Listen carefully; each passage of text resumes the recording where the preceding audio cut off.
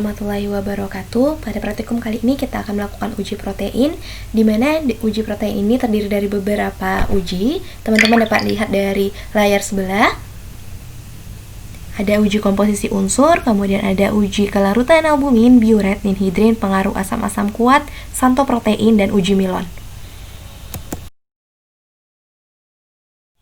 Bahan dan alat yang kita gunakan pada praktikum kali ini yaitu tabung reaksi, pipet tetes, penjepit tabung, gelas ukur, dan bunsen.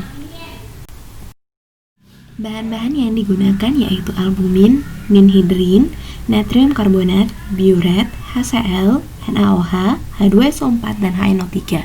Uji yang pertama yaitu adalah uji komposisi unsur. Masukkan albumin ke dalam tabung reaksi, kemudian selanjutnya kita panaskan hingga terbentuk hasilnya.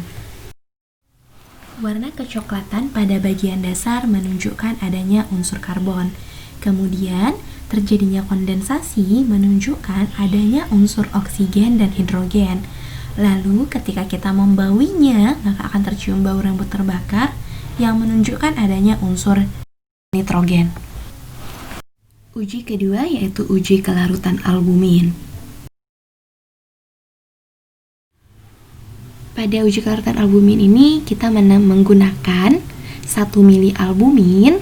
Nah, teman-teman bisa letakkan 1 mili albumin ke dalam 4 buah tabung reaksi. Setelah itu, masing-masing tabung reaksi kita campurkan dengan yang pertama ada aqueous, kemudian yang kedua ada natrium karbonat, yang ketiga ada natrium NaOH 10% atau natrium hidroksida, dan ada HCl 0,2%.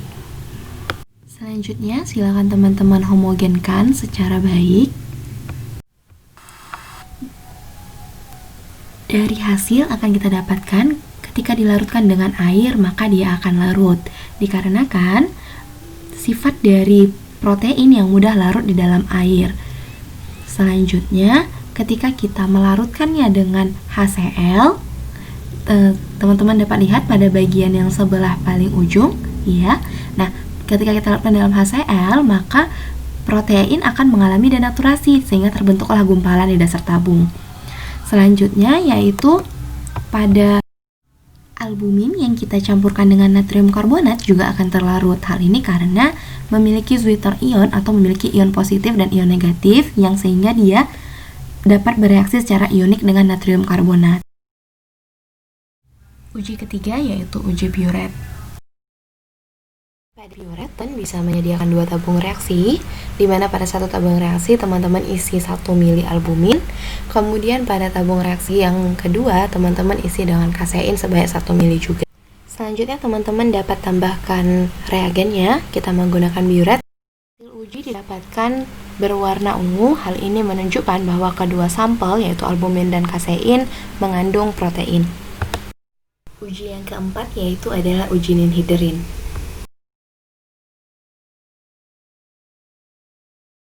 Pada uji ninhidrin, kita menggunakan albumin sebanyak 1 mili. Lalu pada tabung kedua, kita juga menggunakan kasein sebanyak 1 mili. Nah, pada uji ninhidrin kita gunakan yaitu adalah ninhidrin. Kita gunakan ninhidrin sebanyak 3 tetes dan diberikan pada masing-masing tabung. Selanjutnya, silakan teman-teman homogenkan, lakukan pemanasan dengan bunsen. Setelah kita lakukan pemanasan dengan bunsen, maka kita akan lihat bagaimana perubahan warnanya. Nah, pada uji ini kita mengetahui hasilnya ada warna biru. Hal ini menunjukkan bahwasanya semua asam amino selain prolin dan hidroksiprolin maka dia akan menghasilkan warna biru. Sedangkan jika sampel yang mengandung asam amino prolin dan hidroksiprolin maka akan berwarna kuning.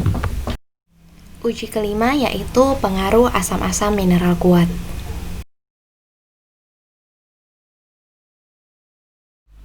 Pada uji pengaruh asam-asam kuat ini kita tambahkan HCl pekat ke dalam tabung reaksi. Kemudian selanjutnya kita tambahkan 2 mili albumin. Lalu kita homogenkan Selanjutnya, teman-teman bisa lihat bagaimana terdapat endapan putih di bagian dasar. Hal ini menunjukkan bahwa terjadinya denaturasi protein akibat asam kuat.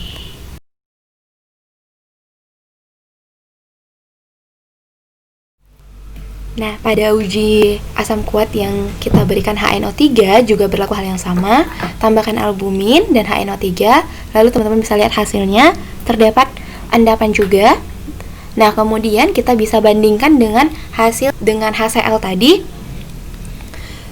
Antara albumin yang kita berikan dengan HCl dan HNO3 itu sama-sama terdapat endapan putih di dasarnya. Namun jumlah endapannya berbeda. Hal ini menunjukkan seberapa kuat asam kuat tersebut. Uji yang keenam yaitu adalah uji santoprotein. Pada uji santoprotein ini kita juga menggunakan albumin dan kasein sebanyak 2 mili pada masing-masing tabung. Lalu kita tambahkan dengan reagennya adalah HNO3 sebanyak 1 mili di masing-masing tabung yang telah kita berikan albumin dan kasein. Selanjutnya adalah kita panaskan dengan bunsen. Kemudian kita lihat perubahan warna dan endapan, apakah ada tidaknya endapan. Teman-teman bisa lihat saat kita panaskan, terjadi perubahan warna hingga berwarna kuning. Nah, kemudian teman-teman bisa lihat terdapat butiran-butiran endapan di bagian dasar. Warna kuning yang terdapat pada tabung yang telah kita panaskan tadi, hal ini menunjukkan adanya asam amino dengan inti benzen. Uji yang terakhir yaitu adalah uji Milon.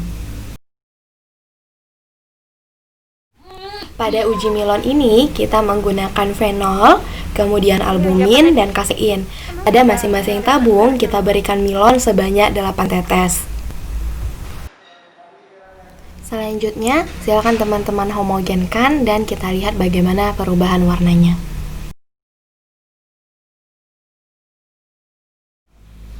Reaksi Milon apabila ditambahkan pada larutan protein maka akan menghasilkan endapan putih yang dapat berubah menjadi merah oleh pemanasan. Pada dasarnya reaksi ini positif untuk fenol-fenol karena terbentuknya senyawa merkuri dengan gugus hidroksifenil yang berwarna. Protein mengandung tirosin akan memberikan hasil positif. Nah, perbedaan antara uji Milon dengan santoprotein yaitu pada uji santoprotein yang diuji adalah semua asam amino aromatik yaitu tirosin, fenilalanin, dan triptofan. Sedangkan pada uji Milon yang diuji hanya tirosin saja.